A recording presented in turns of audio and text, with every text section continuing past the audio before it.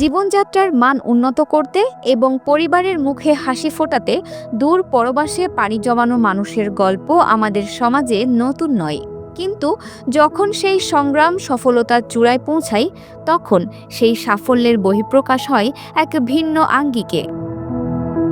ঠিক তেমনি এক আবেগঘন দৃশ্যের সাক্ষী হল দিনাজপুরের নবাবগঞ্জ উপজেলা।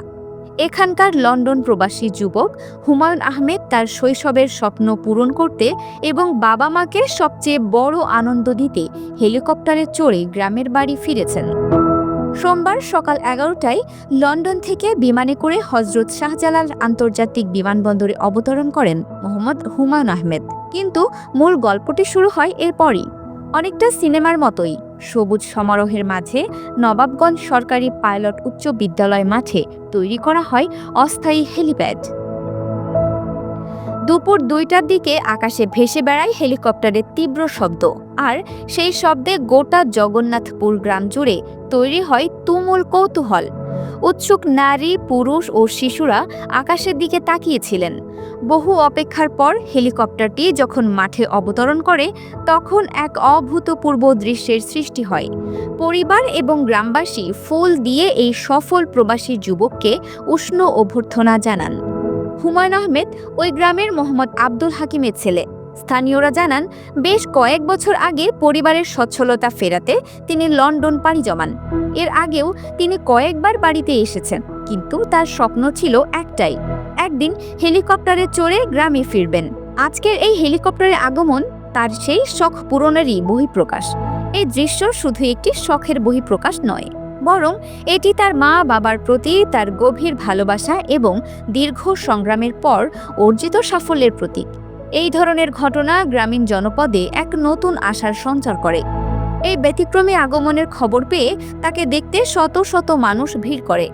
লন্ডন প্রবাসী হুমায়ুনকে দেখতে আসা গ্রামের একজন বাসিন্দা মোহাম্মদ জুয়েল রানা বলেন, হুমায়ুন খুব ভালো ছেলে।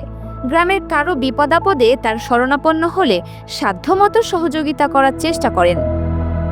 এই বক্তব্য প্রমাণ করে যে হুমায়ুন আহমেদ তার ব্যক্তিগত সাফল্যের পাশাপাশি সামাজিক দায়বদ্ধতাও ভুলে যাননি।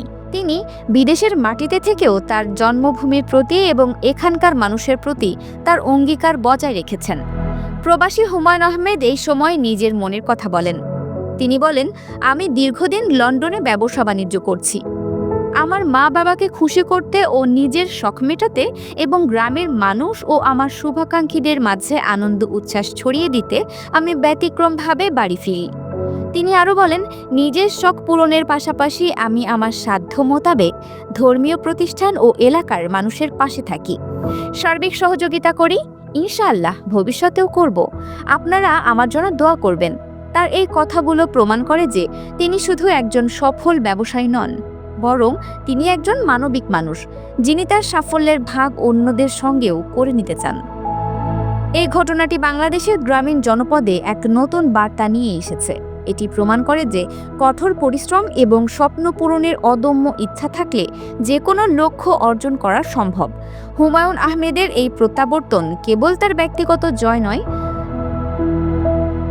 বরং এটি সেই লক্ষ লক্ষ প্রবাসীর জয় যারা দেশের বাইরে থেকেও তাদের পরিবার এবং দেশের জন্য নিরলসভাবে কাজ করে যাচ্ছেন। এই ধরনের মানবিক উদ্যোগগুলো সমাজে ইতিবাচক পরিবর্তন আনতে এবং মানুষের মধ্যেকার বন্ধনকে আরও সুদৃঢ় করতে সাহায্য করে। Multimedia desk, Dinajpur TV.